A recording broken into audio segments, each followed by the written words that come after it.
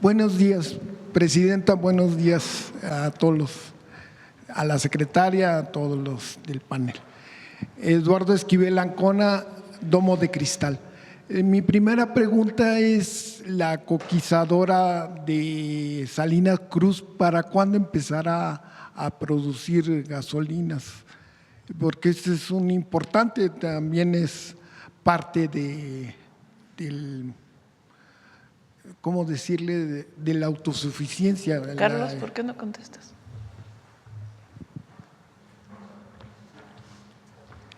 Con su permiso, presidente. Sí, la coquizadora de Tula hoy tiene un avance aproximado del 70%. Estamos esperando su inicio de operaciones en el primer trimestre del 2027. Sí. ¿Y cuánto produciría? Salina Cruz. Salina Cruz. Sí, de gasolinas esta coquizadora. Bueno, la planta, el proyecto de coquización en Salina Cruz tiene un estimado de incremento en la producción. Como saben, la planta coquizadora lo que va a hacer es procesar el combustóleo, reducir la producción de combustóleo y con eso estaríamos generando alrededor de 30,000 a 60,000 barriles más de destilados de alto valor. Muchas gracias. En una siguiente pregunta, ¿tiene contemplado Pemex asociaciones con empresas privadas, con pues proyectos? Porque con el neoliberalismo nos fue muy mal con estas asociaciones. Hay que recordar el caso de Repsol, que lo vimos en Domo de Cristal, una investigación que hicimos.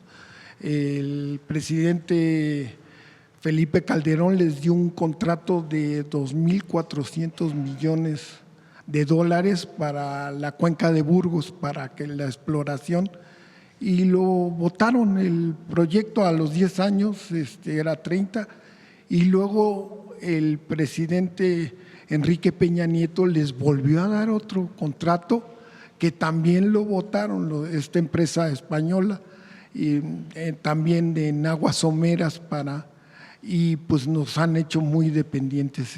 Esta política nos hizo muy dependientes. Entonces yo quisiera saber cómo, si van a tener proyectos con privados, ¿cómo serían estos proyectos? Sí va a haber alguno, la mayor parte es de Pemex, digamos 80%, 90% es de Pemex.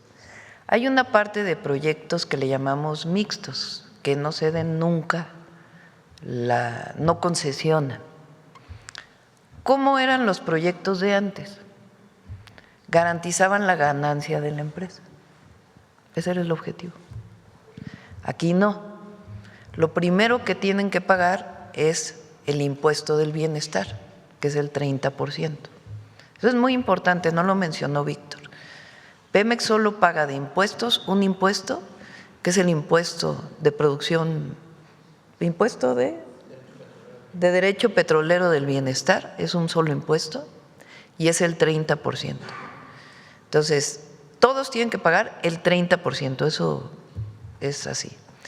Y necesariamente, después de pagar el costo del proyecto, se dividen las ganancias en dos y se evalúa cada proyecto, muy distinto a lo que era antes, que era la garantía de la ganancia de los proyectos.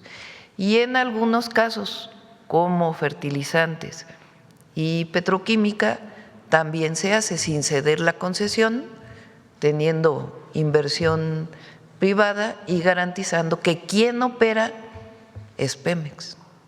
Esa es la garantía.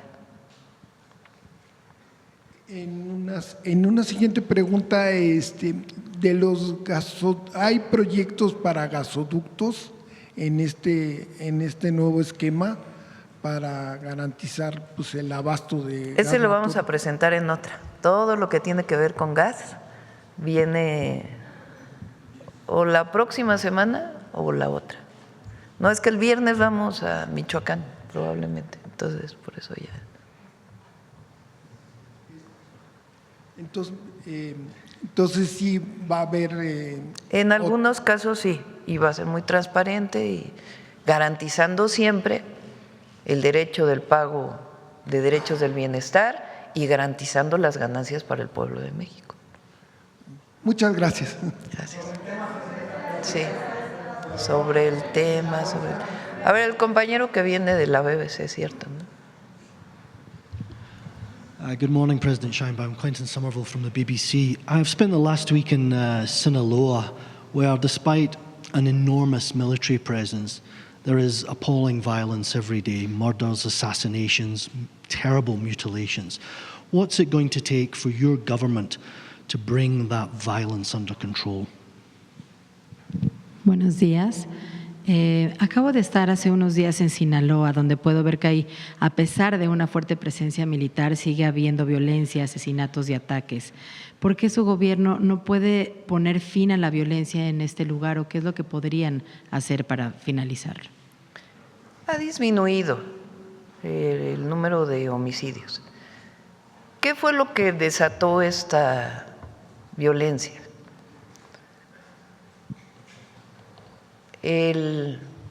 La división de un grupo delincuencial provocada por uno de los jefes de este grupo a Estados Unidos, cosa que nunca quedó muy clara cómo fue. Eso provocó una pugna interna. ¿Qué hacemos nosotros? Buscar evitar afectación a los civiles, a la gente. Nuestra política no es el enfrentamiento militar, porque eso ya se probó en México en el 2006 al 2012, y lo que se generó fue mucho más violencia. Lo que se busca es la detención en el marco de la ley de los grupos delincuenciales. Para poder detener a un presunto delincuente, pues tiene que haber una carpeta de investigación y su detención. Y al mismo tiempo atender las causas, que los jóvenes no se acerquen a los grupos delincuenciales y evitar que haya afectación a la población civil. Esta es la estrategia. El día de hoy está el secretario de Seguridad en Sinaloa, justamente, Omar García Harfuch, está allá para revisar la estrategia y todo lo que tengamos que hacer. Se ha disminuido la cantidad de droga que se produce, porque se han desmantelado muchísimos laboratorios. Ahora, ¿qué hemos pedido a Estados Unidos? Que es muy importante. Que así como nosotros evitamos que llegue fentanilo a Estados Unidos, es indispensable que ellos controlen la entrada de armas de Estados Unidos a México. Indispensable. Porque 75% al menos de las armas incautadas en nuestro país de alto poder vienen de Estados Unidos de manera ilegal. Hemos logrado mantener en los últimos meses el número de homicidios y vamos a seguir trabajando para proteger a la población de Sinaloa.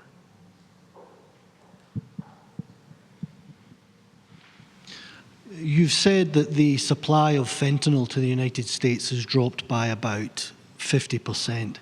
Do you think that that's going to be enough to stop President Trump taking direct military action against the cartels on Mexican soil?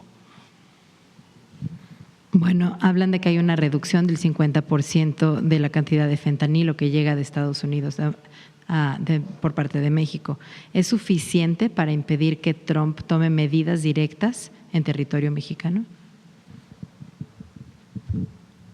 Nosotros estamos haciendo nuestro trabajo y como lo he dicho muchas veces, colaboramos y cooperamos con el gobierno de Estados Unidos, y mucho por razones humanitarias, porque nosotros no queremos que llegue fentanilo ni a los jóvenes de Estados Unidos, ni a los jóvenes de México, ni a los jóvenes de ningún lugar del mundo. Para atender el problema de la violencia generada por el tráfico de drogas, se requiere corresponsabilidad. Estados Unidos tiene que hacer su parte, lo hemos dicho varias veces. Ellos tienen que desplegar campañas para evitar el consumo en Estados Unidos. Ellos tienen que detener a los delincuentes que distribuyen droga y que lavan dinero en Estados Unidos. Ellos tienen que detener el tráfico de armas de Estados Unidos a México. Y nosotros, nuestra primera prioridad es disminuir la violencia en México. Esa es nuestra prioridad número 1. Y en ese marco colaboramos y cooperamos con Estados Unidos para disminuir el tráfico de drogas. Hasta ahora ha habido un buen entendimiento. Ha habido muchas veces que el presidente Trump, en las llamadas que hemos tenido, me ha dicho que quieren ayudar más con operaciones conjuntas, con entrada de militares de Estados Unidos a México, y le hemos dicho no, por una razón: México es un país libre, independiente y soberano. Y hasta ahora ha habido respeto y han visto también los resultados que hemos tenido de manera integral, y va a seguir habiendo respeto porque somos naciones vecinas y tiene que mantenerse este respeto mutuo.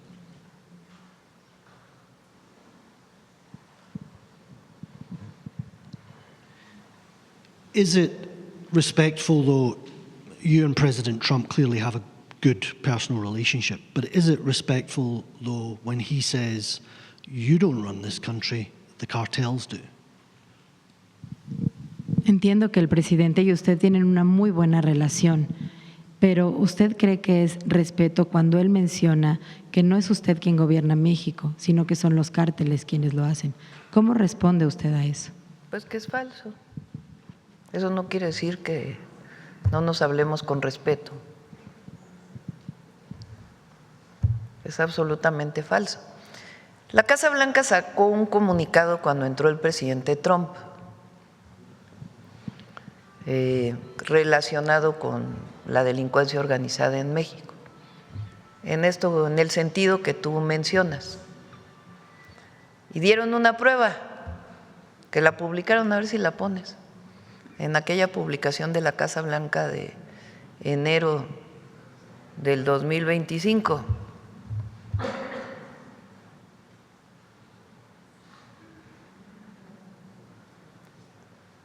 ¿Es la de García Luna?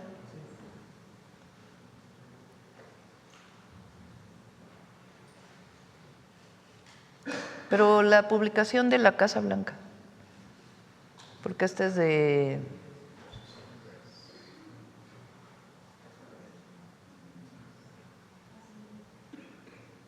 ¿Dónde habla de la Casa Blanca? ¿Es esta? No, porque esa es de AP, ¿no? A ver, pon completa la imagen de la Casa Blanca. Esa es una publicación de la Casa Blanca. Y entonces dice, los cárteles mexicanos son los principales traficantes mundiales, estos cárteles tienen alianza con el gobierno de México. Lo dijo en el enero del 25. ¿Y sabes cuál es la prueba que presentó? ¿O sabe cuál es la prueba que presentó? García Luna.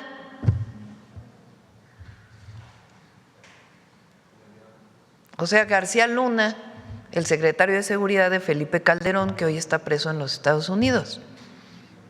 Se equivocaron como… ¿cuándo? 6 años de Peña, 6 años de AMLO, y acabamos de… 12 años por lo menos. 13 años. Entonces, en México gobierna una sola persona. No una sola persona, perdón. En México gobierna un solo ente, el pueblo de México, nadie más.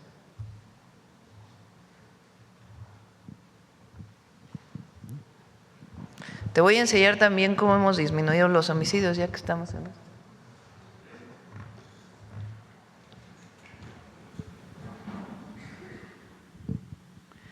Esta es la gráfica de homicidios dolosos en el país de 2006 al 2012, periodo de Felipe Calderón, de la guerra contra el narco, que puso al frente de esa guerra a un hombre hoy preso en Estados Unidos, que es al que se refirió la Casa Blanca hace un año,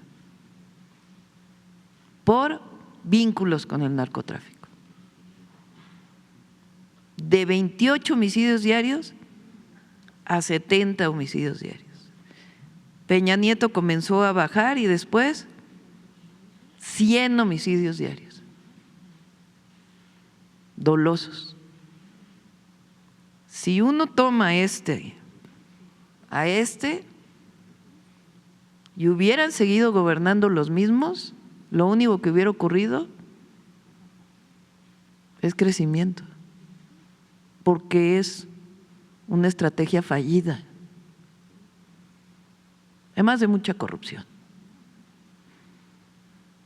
Llega el presidente López Obrador, estabiliza, comienza a bajar, y este es nuestro primer año. El día de ayer hubo 35 homicidios.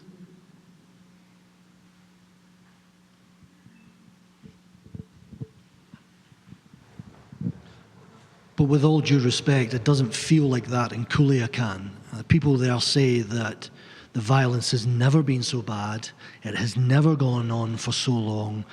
They had so much hope when you sent the Marines there, when you sent the Army there, but instead their daily lives have got more terrifying and much worse. So what do you say to the people of Culiacan? Con todo el respeto que me merece, escucho lo que me dice, pero la gente no lo siente así. A pesar de que hay una presencia militar, la gente se siente terriblemente asustada, vive con miedo y no sienten que haya una reducción en estos números. Sí, y seguimos trabajando en Sinaloa y en todo el país. Lo que sí es que el enfrentamiento no lleva a nada, el enfrentamiento directo no lleva a nada. Claro, las fuerzas federales se defienden cuando hay ataques, y es detenciones, detenciones, detenciones y atención a las causas. E inteligencia, mucha inteligencia. Y vamos a seguir trabajando por la gente siempre. Siempre vamos a seguir trabajando. Bueno, vamos sobre el tema. A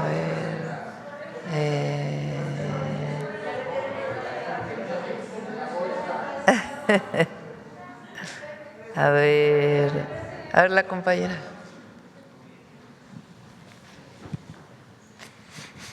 Gracias, Presidenta. Celsin Juárez, de noticiasdefrente.com.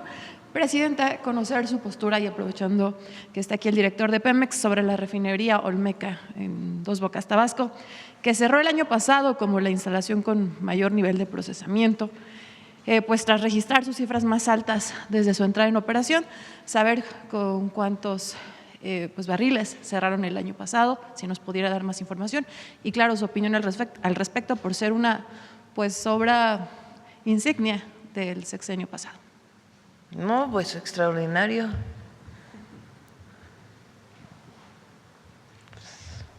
Los mitos del neoliberalismo. Las mentiras, por no decir las mentiras. Los mitos. A ver, ¿quién quiere hablar de la refinería Dos Bocas? Carlos, ¿quieres hablar de cómo cerró la refinería?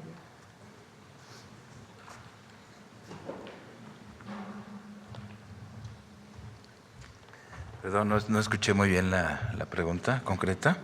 Sí, la refinería Olmeca, ahí en Dos Bocas, Tabasco, cerró el año pasado como la instalación con mayor nivel de procesamiento, saber si tiene pues el dato. Sí, bueno, la refinería Olmeca, para cifras generales, en el 2025, recordarán, nosotros iniciamos el rearranque del primer tren en marzo, luego en junio, con eso logramos 105,000, si no mal recuerdo, 110,000 barriles de proceso de crudo. Luego en junio logramos arrancar el segundo tren de procesamiento, con ese alcanzamos alrededor de 150, 160,000 barriles por día. Y cerramos en diciembre con un promedio de diciembre de 263,000 barriles de proceso, alcanzando picos de 320,000 barriles sostenidos durante 4 o 5 días. Tuvimos luego que hacer algún ajuste es parte de las pruebas de alcanzar la máxima producción. Nuestras expectativas, este año lo estamos haciendo, estamos procesando 300,000 barriles por día. Nuestra meta es este año llegar a los 320,000, que es lo que comentó el director, para hacer un total del sistema nacional de refinación, ya considerando la refinería Olmeca, de 1,300,000. Si sumamos a DIRPAR con 200,000, entonces estaríamos esperando cerrar el año total de proceso refinerías Pemex en 1,5 millones de barriles. Muchas gracias. Presidenta, también saber qué información tiene y qué opina sobre la postura de las armadoras con respecto a las nuevas reglas del TEMEC. Mencionan que, así lo dijeron, son las más estrictas de cualquier tratado y que están elevando los costos de producción en Norteamérica y bueno, que esto estaría impactando en el bolsillo de los consumidores. Bueno, pues ya, vamos a ver en el momento en que empiece la revisión del tratado. Presidenta, también ha tomado mucha relevancia en redes sociales la investigación que mantiene Estados Unidos contra el empresario Jeffrey Epstein. Sin embargo, también se han revelado en los últimos días que hay mexicanos, expresidentes, empresarios que han salido mencionados en estos archivos hasta más de 100 veces. Saber cuál es la postura del gobierno mexicano y saber si se va a abrir alguna investigación aquí en México, porque bueno, pues ya hay mexicanas y mexicanos mencionados en estos archivos. Bueno, tiene que abrirse la investigación en Estados Unidos. Es una investigación en Estados Unidos. Si el Departamento de Justicia solicita la colaboración de México, pues participaremos. Pero es una investigación que ocurre en Estados Unidos. Presidenta, y ya por último, su opinión sobre la última encuesta que se publica en El Heraldo, que revela que 7 de cada 10 mexicanos avalan su trabajo, esto pues en el marco de las negociaciones en el TEMEC, las llamadas con el presidente Donald Trump. ¿Qué opina? Ponla a ver.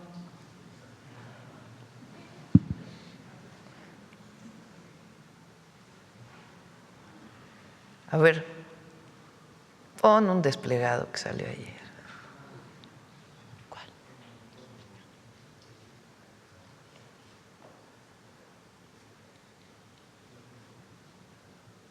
Es que es buenísimo.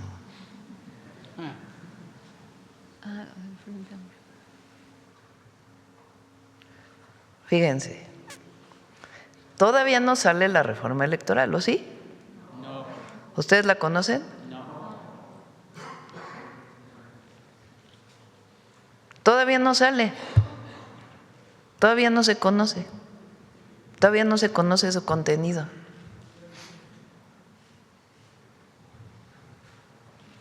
México atraviesa un momento de alta tensión institucional. Regrésale a la encuesta.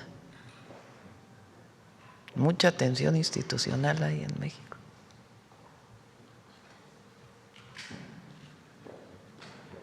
Regrésale al desplegado.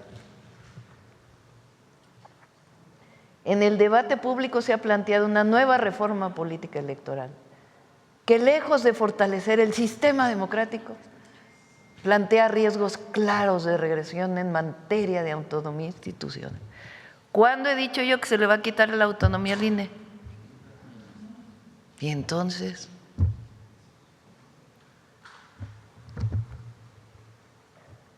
pluralismo político y equilibrios constitucionales. Ante este escenario resulta indispensable una respuesta ciudadana amplia, responsable y organizada que coloque en el centro de la defensa la democracia constitucional. ¿Cuál es la democracia constitucional? ¿Qué quiere decir democracia? El poder del pueblo. Aprovechando, por cierto, Lincoln fue el que se opuso a la guerra contra México de Estados Unidos, porque de Lincoln es la frase: la democracia es el gobierno del pueblo, por el pueblo y para el pueblo. Bueno, México sí vivió una transición a la democracia. No, ahora sí que recuerda el desafuero, recuerda el fraude electoral del 2006.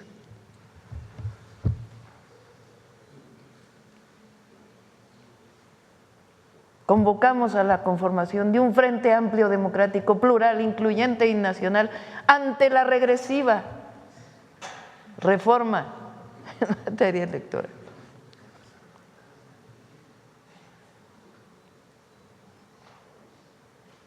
Dice que no regrese el antiguo régimen.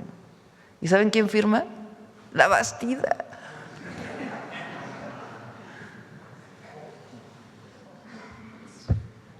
Échale para abajo. El que acusó a Zedillo del entreguismo, ¿no? Baja, baja. No, los nombres, ya los nombres.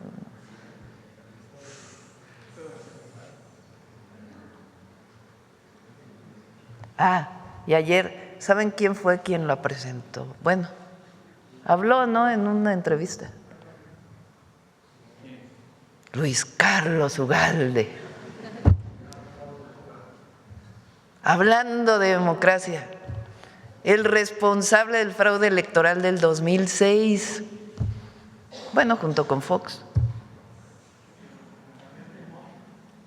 Seguramente.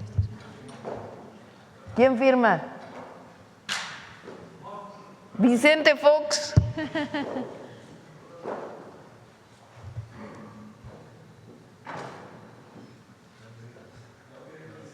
Claudio X González. Denise Dresser. Sí. Pone a Claudio X González hablando de la gente para que recordemos la democracia.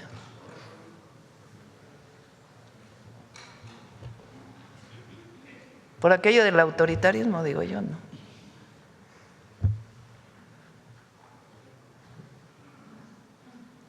Pero además lo increíble, todavía no hay reforma.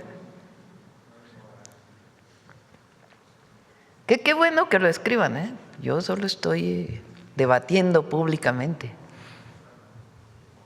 No hay libertad de expresión, de reunión, de opinión, de manifestación, de todo en México. Es una opinión.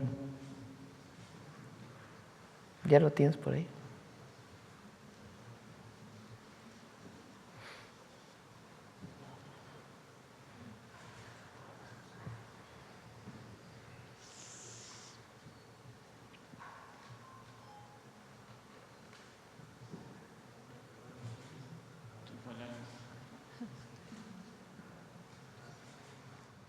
Eso es delincuencia organizada, queridos amigos. Están organizados para delinquir. Está hablando de un movimiento social, ¿no? Trafican con el dinero nuestro y con el futuro de los niños. Y eso, en mi opinión, es tan grave como traficar drogas. Son unos pinches delincuentes y hay que intervenir. Y no es autoritarismo, es Estado de Derecho. Al otro día vino la represión de Nochistlán.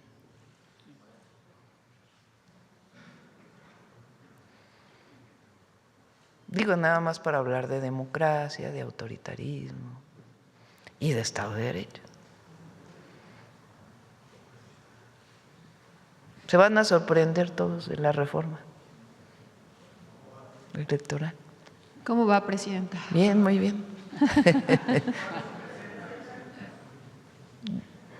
Yo quisiera que se presentara la próxima semana, pero no estoy segura si ya va a estar y si no, en febrero. Febrero se presenta. Bueno, vamos. Gracias, presidenta. Sobre Pemex, vamos a hablar de Pemex. A ver, Pemex.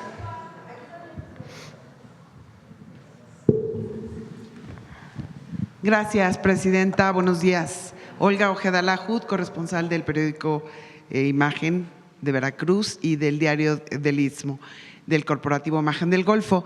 Primero que nada, hablaron del avance del pago a proveedores de Pemex, casi 400,000 millones. Me gustaría saber cuál es la estrategia o cuánto, o el plan de pagos, o cómo va a avanzar este tema en el 2026.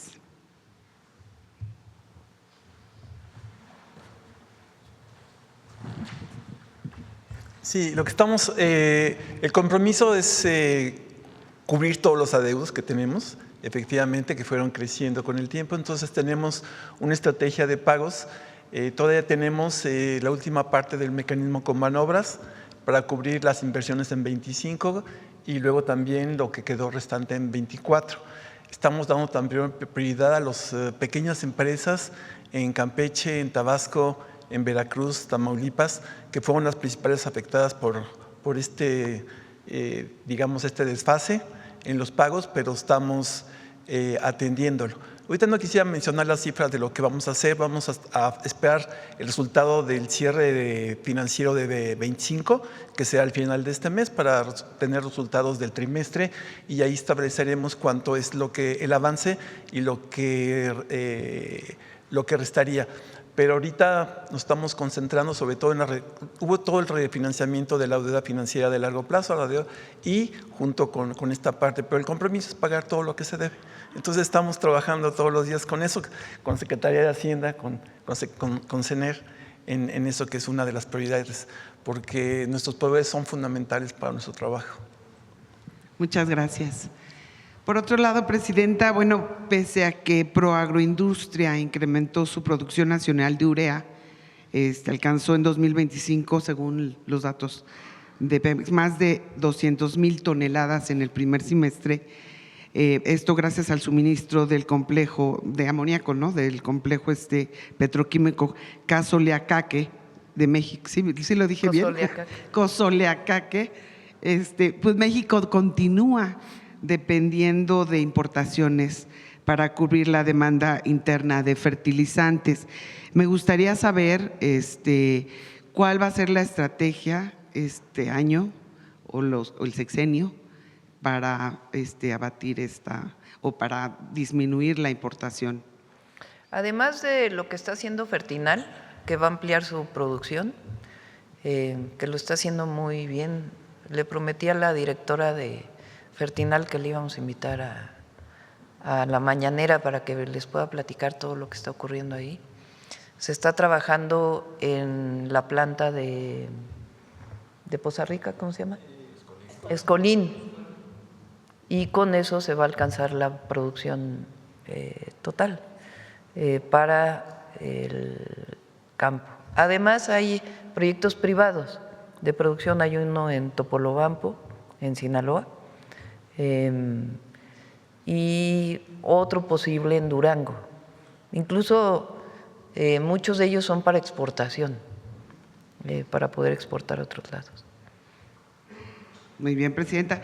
Bueno, y por último, un tema de Veracruz, porque en el puerto se han registrado operativos de autoridades migratorias, esto al interior de restaurantes y bares, donde se solicita de manera aleatoria documentación e identificación a los clientes sin aviso previo ni orden de inspección visible. Estos operativos pues han generado preocupación especialmente entre empresarios del sector restaurantero y turístico. Primero que nada, quisiera saber si está enterado del tema y cuál sería el fundamento de estas acciones y el objetivo, ¿no? Me imagino que dentro de la política migratoria del país. No tenía conocimiento, vamos a averiguar exactamente qué está pasando, porque no debería, digo, a menos que hubiera una solicitud de Interpol, alguna cuestión de este tipo, pero no debería estar ocurriendo. Vamos a ver exactamente cuál es la razón y qué es lo que está pasando. Sí, porque se Si es están que está realizando en ocurriendo. diversos restaurantes No debe y ocurrir. lugares turísticos. No debe ocurrir, no debe ocurrir. Ok, A muchas menos que gracias. haya alguna alerta, pues, en particular de alguna persona en determinado momento, pero Pero no por el debe momento ocurrir. usted tiene la información de que hubiera alguna alerta o algo así en Veracruz. Tengo que preguntar al comisionado de Migración. No tenía conocimiento de que esto estaba ocurriendo. Muy bien, muchas gracias. Sí. Sobre el tema.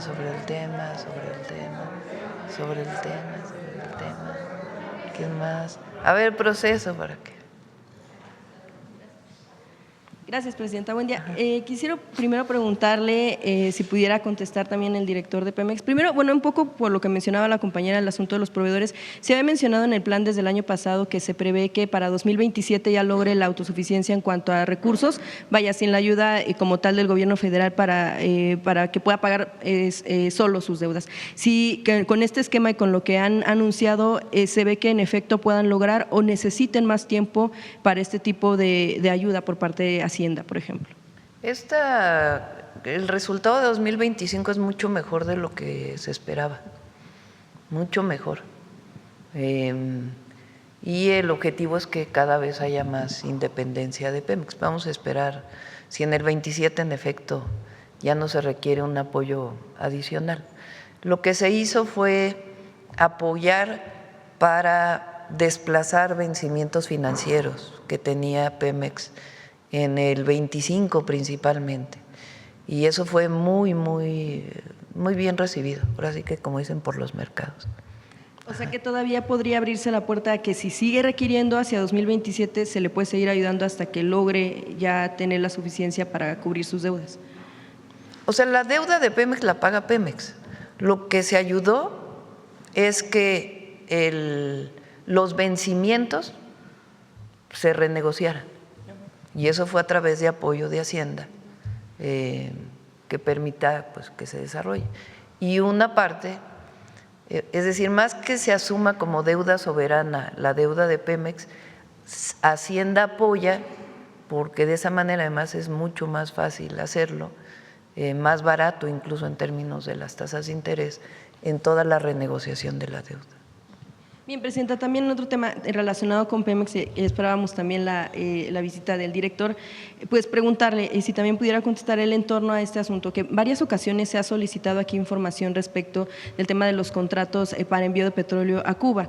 La Presidenta en varias ocasiones ha mencionado que sí, en efecto, pues la información se podría dar o está, que no habría ningún problema. Yo quisiera justo preguntarle, pues precisamente a cuánto ascienden los montos y los contratos que se tienen con el asunto pues del envío de petróleo en específico vía contrato, más no ayuda humanitaria que es independiente, que es la del gobierno. A ver si ponen la gráfica, ¿quieres presentar el porcentaje de lo que representa? Con relación a Cuba, solamente tenemos un solo contrato. Es un contrato que tenemos de 2023, que es el último contrato que ha habido. Es un contrato comercial normal, como el que tenemos con otros países. Trabajamos con más de 50 países el comercio de combustibles, de crudo y derivados, y con ellos tenemos como cualquier país. Déjenme darles el dato de cuánto es lo que representa para nosotros las ventas a la isla. El año pasado fue menos del 1% de la producción de crudo, y en términos de la venta que tenemos de petrolíferos, es de 0.1% de las ventas de Pemex, o sea, es muy poquito. Realmente representa para nosotros, lo hacemos por razones humanitarias, como dijo muy bien la Presidenta, también por razones comerciales, es parte de nuestro comercio. Entonces, con ellos tenemos un muy buen intercambio. El contrato es abierto, es en función de sus necesidades, nos solicitan en función de nuestra disponibilidad. Y déjenme aclararles algo. En general, las exportaciones de Pemex están disminuyendo de crudo. ¿Por qué? La política del presidente López Obrador fue muy clara. ¿Se acuerdan aquel rollo de las naranjas? De que México exportaba naranjas para importar jugo de naranja, ¿se acuerdan? Y entonces la política fue no, el crudo se que se produce en México es para beneficio de los mexicanos y se consume internamente. Alberto Castillo siempre dijo, el petróleo crea valor y desarrollo donde se consume, no donde se produce. Actualmente las refinerías que tenemos, son los datos que presentamos, tenemos un alto porcentaje de proceso de crudo en nuestras refinerías, de tal manera que lo estamos consumiendo internamente. Por eso es que nuestras ventas, nuestros productos, el valor agregado que le damos a las gasolinas es más grande. Entonces, nuestras exportaciones de crudo se están contrayendo. Entonces, y además, como estamos estabilizando la producción a 1.8, pues nada más tenemos un margen pequeño. Entonces, por eso es que en general se está reduciendo. Simplemente con ellos es el comercio que tenemos, que es muy pequeñito. Sí, director, quisiera preguntarle a cuánto asciende el monto de lo que se ha vendido, de lo que tiene este contrato. De acuerdo con información que se ha dado a la SEC, se habla de 1.400 millones de dólares en un periodo, pero desde 2023. Sí, la información es pública y se los damos a los reguladores financieros. Efectivamente, ya había informado que en el informe F20 se entrega a la Comisión de Valores de Estados Unidos, están los montos que se entregan. Lo que luego aparece en la prensa son estimaciones, especulaciones, pero los datos oficiales son públicos. Sí, ustedes los pueden consultar en el sitio. Claro, precisamente, bueno, lo que queremos conocer es el monto, ahora que está aquí, aprovechando su presencia. Sí, este año, el año pasado, ¿cuánto fue lo que se vendió a Cuba en total entre crudo y petrolíferos? Son 496 millones de dólares. Y de los años anteriores, usted dice que tienen un contrato abierto, ¿cuánto ha sido en los últimos? Del mismo orden. No ha habido más aumento ni de disminución. Se mantiene estable porque el contrato es muy estable. Entonces, por ejemplo, en el 23 son 367 millones de dólares. Y claro que nos los pagan, pues tenemos una relación comercial, ¿qué creen? Es justo lo que le quería preguntar de este monto. Bueno, pero sí, entonces también mencionaba usted las estimaciones, pero para tener certeza, porque es necesaria la certeza y no estar justo haciendo como los cálculos de quién sí dio más, quién dio menos, precisamente preguntarle en efecto, entonces son 1.400 millones de dólares de 2023 para acá. No, 496. Pero eso habló de un solo periodo, pero de 2023 para acá. Sí, pero si me preguntan si Cuba está pagando sus envíos, claro que sí, no tenemos ninguna factura vencida conforme al contrato. ¿Cuba ha pagado entonces absolutamente todos los montos? Conforme al contrato, sí, no tenemos ninguna factura con ellos. Okay, son muy formales en sus pagos. Sí, porque precisamente se mencionaba justo que Cuba no ha pagado, pero desde los 90, o sea, no estamos hablando pues de los últimos años. No, en algún momento se envió crudo de manera como ayuda humanitaria. Abiertos, y ellos van pagando. A créditos abiertos. Es un contrato normal comercial como el que tenemos con todos, entonces se paga conforme el contrato. Sí, director, quisiera preguntarle entonces, ¿se van a mantener los contratos de venta de petróleo a Cuba? Si tenemos disponibilidad, sí, pero como yo les he dicho, se están reduciendo nuestras exportaciones. Hemos tenido que cancelar ya contratos. A partir del próximo mes de marzo, los contratos de exportación se están reduciendo porque el proceso de refinación que tenemos es muy alto. Entonces, simplemente, como dijo el ingeniero Lechuga, tenemos más de 1.300.000 de proceso de crudo en las refinerías locales, más lo de Deer Park, son otros 200, vamos a llegar a 1.500.000 barriles, y entonces la prioridad de la política energética es procesar internamente el crudo que necesitamos. Si se le reduce a los países europeos, a Estados Unidos, a los demás, se le reduce porque nuestra prioridad es muy clara. El petróleo es para los mexicanos y se refina en México. Sí, bueno, dos últimas preguntas en cuanto a esto para usted. Tiene que ver, no, para el director, para usted. Son las preguntas, no me escucha. Lo que tiene que ver con el asunto de… Con Cuba hay un crédito abierto y ellos van pagando como cualquier otro proveedor. ¿Cuánto fue de ayuda humanitaria? Es mucho más por contrato que por ayuda humanitaria. Y repetimos, el año pasado fueron poco más de ¿qué? 400 millones de dólares. O sea, tanta exageración. Quisiera preguntarle, Presidenta, si esto también está en el asunto de la negociación del tratado, si se pone sobre la mesa, ¿también sería un factor México para… es un país soberano. El problema que tenemos ahora es que Estados Unidos dijo que va a poner aranceles a cualquier país que le venda a Cuba. Por eso estamos buscando todas las vías diplomáticas para poder resolver ese problema, que no queremos afectar a México tampoco. Y al mismo tiempo como lo dije, vamos a enviar ayuda humanitaria mientras tanto, en lo que se resuelve el tema del petróleo. Sí, es que justo usted ha mencionado en efecto de que México pues va a tomar sus decisiones, tanto Pemex, la decisión soberana de los contratos, como el gobierno mexicano de la vía humanitaria. Sin embargo, también el presidente Donald Trump ha insistido en que México va a dejar de enviar petróleo a Cuba y lo asegura pues con una certeza de que… Bueno, es que pusieron aranceles aquí, claro, a cualquier país que envíe petróleo a Cuba. Entonces, evidentemente no queremos afectar a México, pero pues tenemos también un contrato con Cuba y queremos seguir apoyando de manera humanitaria. Entonces, para eso son las vías diplomáticas, todas las vías diplomáticas que estamos usando, pues para que se pueda seguir apoyando a la isla, sí, al pueblo de Cuba. Justo, y para tener un poco de claridad, si el gobierno, a lo mejor en este instante no se puede con tanta precisión, pero si el gobierno y Pemex también pudieran hacer pues una distinción para informarnos a los medios y bueno, en general la ciudadanía sobre el asunto tanto de los contratos que se han tenido pues en los últimos años. No hablamos nada más del sexenio pasado y de sino históricamente, pero también del asunto de la ayuda humanitaria, de también en qué otros rubros se ha apoyado a la isla, pues para saber en qué más se le ha ayudado. Si es, por ejemplo, únicamente petróleo, ¿en qué otra situación por ayuda humanitaria? Por ejemplo, también hay contratos que se tienen de México a Cuba. Los médicos cubanos que están en México se les paga a los médicos cubanos, porque luego dicen que están explotados, ¿no? Se les paga lo que se les debe pagar y vienen a México porque hacen falta en México. Se compran algunos medicamentos, se compró vacunas y se paga. Pues son contratos, como se tienen contratos con muchos otros países del mundo. Y también como se da ayuda humanitaria a todo el mundo. Nosotros apoyamos los incendios de California, apoyamos al pueblo de California, apoyamos a Texas cuando tuvo los incendios, apoyamos a Chile cuando tuvo los incendios, apoyamos a Haití. Y ahí donde nos necesitan, ahí vamos a estar, porque México es un país y un pueblo solidario.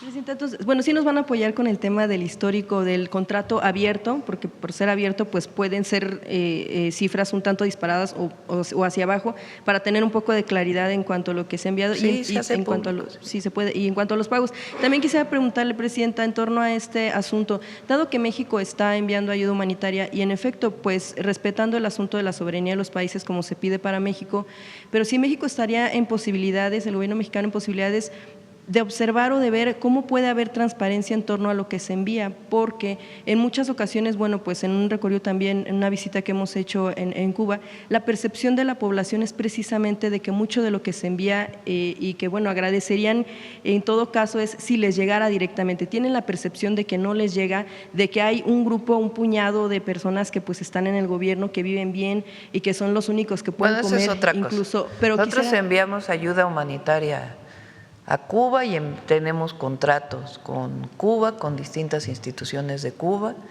y ya lo que mencionas, pues ya es otro tema. Pero no importaría dónde quede todo eso, todas esas ganancias, toda esa ayuda, si no llega al pueblo. Esa es otra cosa, y sí llega a la gente. De la percepción es diferente. Y bueno, sobre el tema también de Pemex, el asunto de la filial por la cual se envía este petróleo a Cuba, que es Gasolinas Bienestar. Yo quisiera preguntar si ya se enviaba anteriormente desde otras instancias, antes de que fuera creada Gasolinas, por supuesto ya había envíos a Cuba, se hacía mediante PMI. ¿Por qué la creación de esta nueva se maneja como filial y por qué pues la necesidad de crear una nueva cuando ya se hacían envíos? ¿Qué fue lo que cambió ahí? Pues se tomó esa decisión. No hay nada escondido, no hay nada oscuro, no hay nada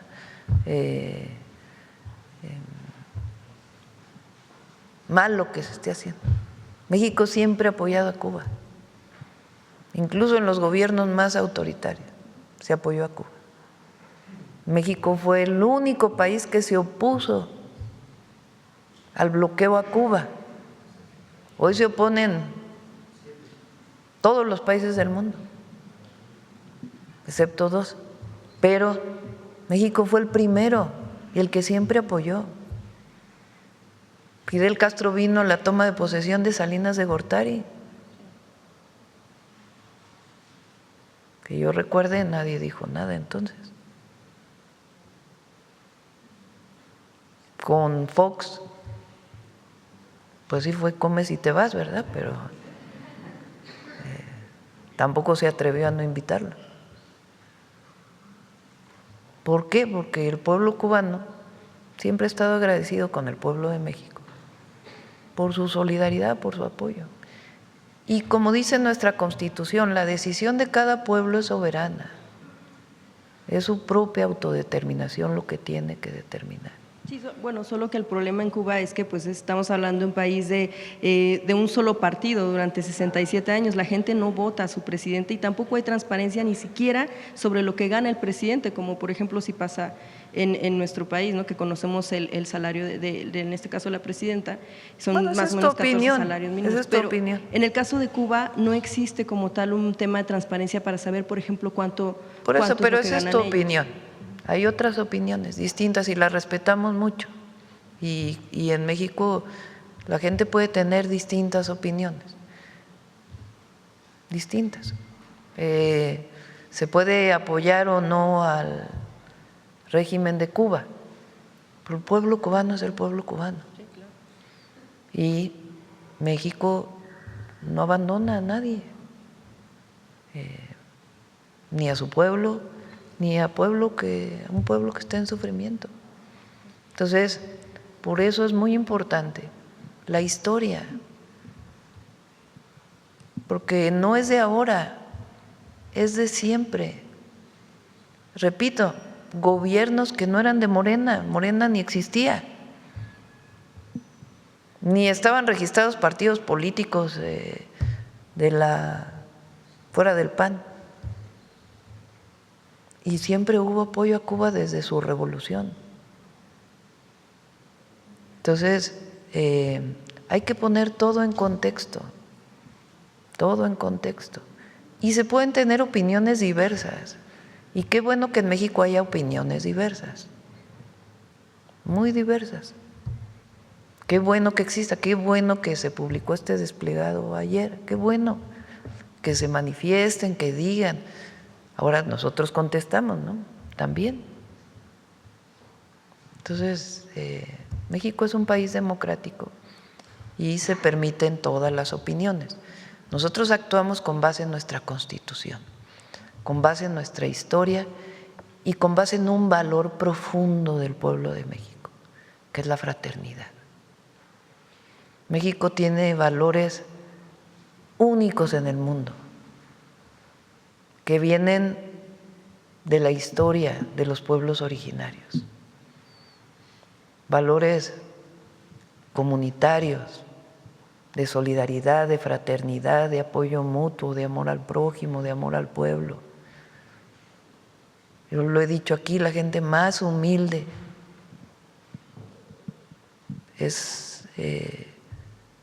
quita el aliento para poder siempre dar algo. Es algo único, único, único. No lo tiene casi ningún país del mundo.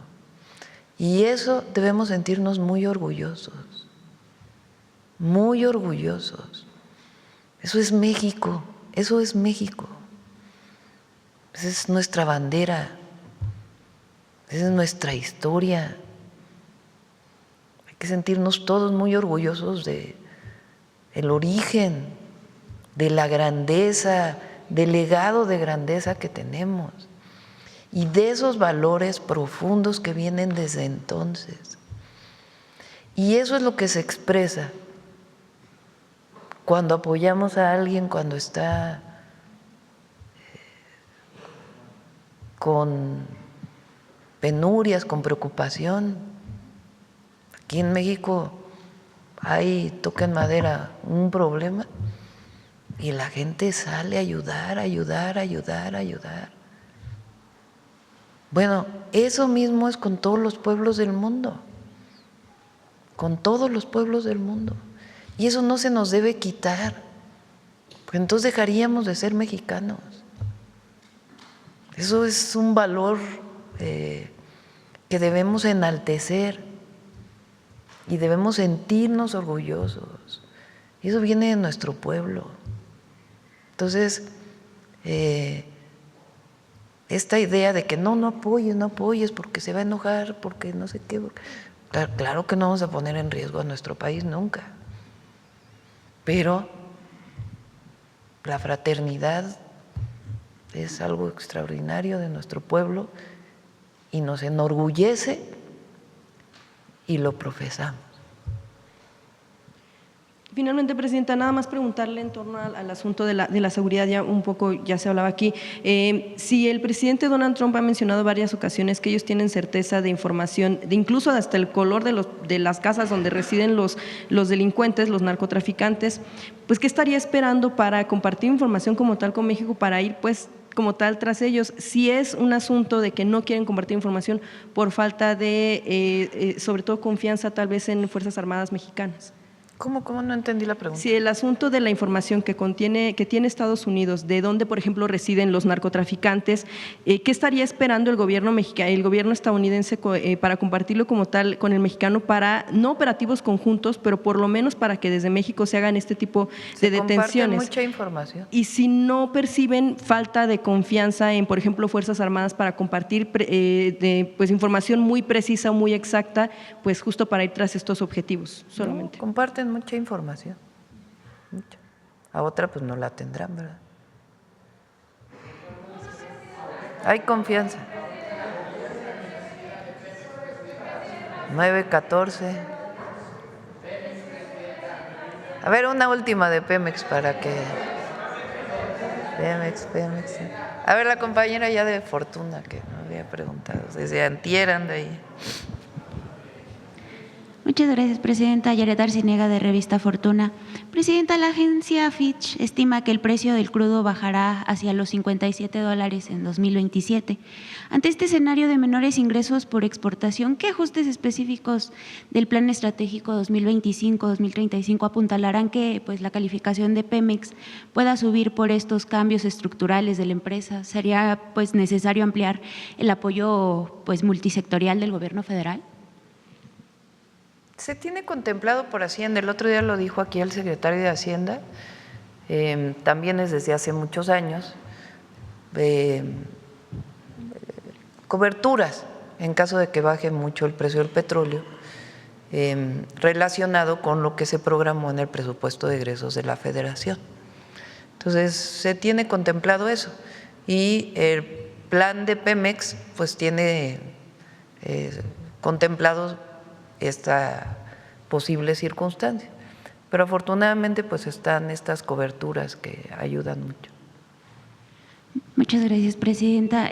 Como acaba de explicar el derecho de utilidad compartida en Pemex, el impuesto del bienestar pues ha bajado de 65% a 30%, lo que ha permitido pues que Pemex cuente con más flujo de efectivo.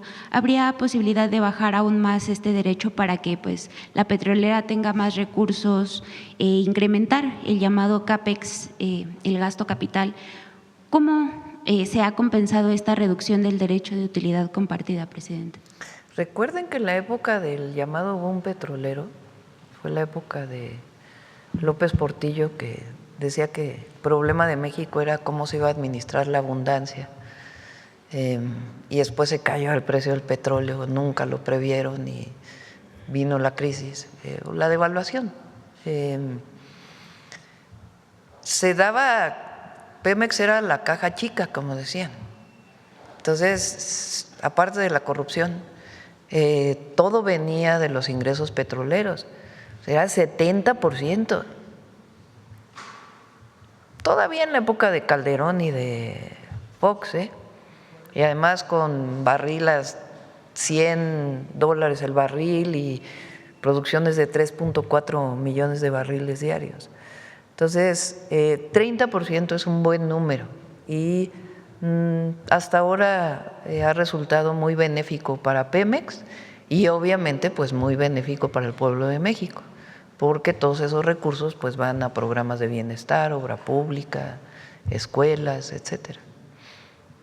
Gracias, presidenta. Por último, hablando regionalmente del pago de proveedores, las agencias calificadoras de deuda han identificado que en Villahermosa, Tabasco y Dos Bocas se concentra al menos 30% de las deudas con proveedores y que alcanza a pequeñas y medianas empresas locales. Lo mismo sucede en Poza Rica, Veracruz, con el 15% del pago de proveedores, en donde se estaría reduciendo la actividad en pozos secundarios de Pemex. ¿Hay alguna estrategia para que el pago de proveedores llegue antes a estas regiones? Bueno, el pago de proveedores el 2025 fue, bueno, ya lo puso Pemex, muy importante y prácticamente con eso quedó saldado. Todavía en febrero se van a pagar algunos pagos del 2024 que habían quedado pendientes y el 2025 prácticamente pues quedó saldado, ¿no? Prácticamente todo. Entonces, y ahora corresponde pues pagar lo que tenga que ver con la proveeduría del 2026 y una parte que quedó del 2025. Pero se hizo un esfuerzo muy importante para poder saldar la deuda de proveedores. Muchas gracias, presidenta. Buen día. Ya, vamos a… Ya lo va a informar el secretario de Seguridad. Está en Sinaloa ahora. Lo va a informar el secretario de Seguridad. Está por eso en Sinaloa, entre otras razones. Sí. Adelante. No va a haber mañanera mañana. No, vamos directo a Querétaro. Qué bueno que lo pregunta. Vamos directo al evento del 5 de febrero. El viernes sí, en Michoacán. Ajá. Vamos. Con su permiso, presidenta, buenos días a todas y todos.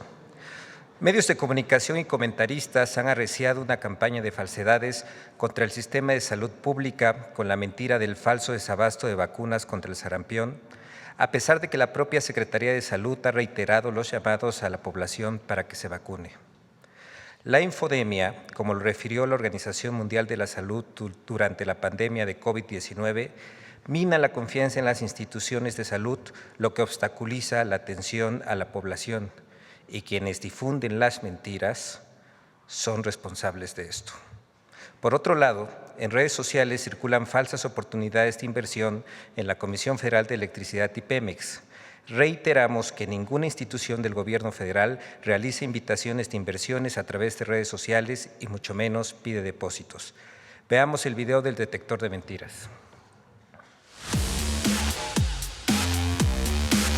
La supuesta falta de vacunas contra el sarampión, mentiras sobre la reforma electoral, falsedades sobre el contenido de los libros de texto de la SEP y hasta un supuesto hackeo al IMSS Bienestar son algunas de las noticias falsas que el detector de mentiras encontró esta semana. 1. Existe desabasto de vacunas contra el sarampión. Y por eso la preocupación de muchísimos papás que hoy sus niños están en riesgo por el brote de sarampión, porque a pesar de la emergencia el gobierno pues no sabemos si no quiere o no puede, ¿eh? Lo que pasa es no están recibiendo vacunas y por eso esta enfermedad regresó.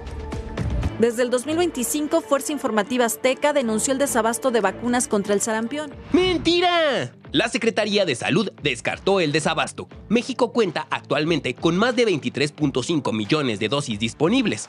El secretario de Salud, David Kersenovich, aseguró que este inventario es suficiente para garantizar la vacunación de toda la población por los próximos 2 años. 2. Se registró un hackeo al IMSS Bienestar. Nos hackearon, al gobierno. Resulta que se filtraron bases de datos de 25 instituciones públicas. Háganme ese favor. Entre estas instituciones está IMSS Bienestar. ¡Mentira! El IMSS Bienestar informó que las versiones que circulan sobre un presunto hackeo a la institución son falsas.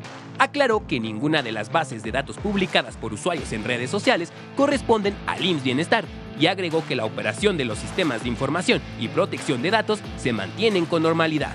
3. Los libros de texto gratuitos de la SEP enseñan brujería. Ah, caray, estos son grimorios. Grimorios son… que por cierto están en las orillas de los libros. Todos esos símbolos son grimorios. Aquí. Sí. Okay.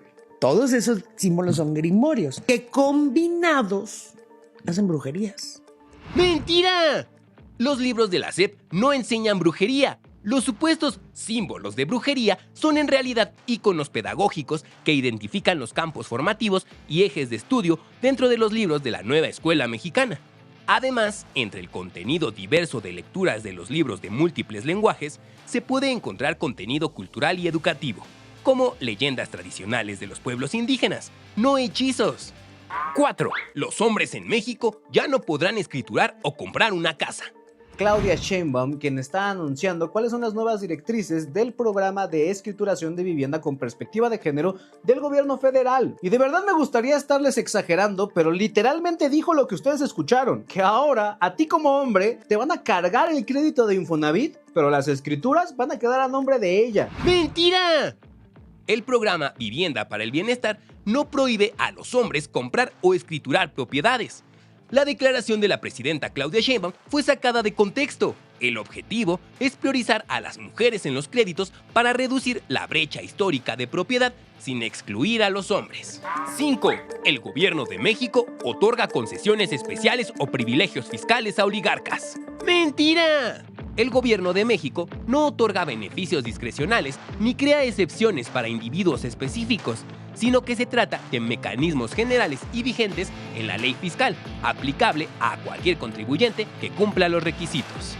El Código Fiscal de la Federación, en su artículo 66, establece que las autoridades fiscales, a petición de los contribuyentes, podrán autorizar el pago a plazos, ya sea en parcialidades o diferido, de las contribuciones omitidas, siempre que el contribuyente pague al menos el 20% del adeudo y garantice el resto. 6. La reforma electoral eliminará el principio de sufragio efectivo, no reelección. La reforma electoral de Sheinbaum es tan autoritaria, aun y cuando nos digan que todavía no está acabada. Ya está redactada. Que mata el principio del sufragio efectivo, no reelección, Carlos. ¡Mentira! La reforma electoral no elimina el espíritu del sufragio efectivo no reelección. La validez y efectividad del voto están blindadas por los artículos constitucionales 39, que garantiza que la soberanía dimana del pueblo, y 41, que garantiza elecciones libres, auténticas y periódicas. Además, el artículo 83 prohíbe de forma absoluta la reelección presidencial. 7. Pemex invita a invertir a través de redes sociales y páginas web. ¡Mentira! Petróleos Mexicanos alertó a la población sobre falsas ofertas de inversión que suplantan la identidad de la institución. Informó que Pemex no promueve inversiones de ningún tipo a través de redes sociales, páginas web, mensajes ni personas físicas, y señaló que la única forma de invertir en Pemex es mediante instituciones financieras reguladas por la Comisión Nacional Bancaria y de Valores.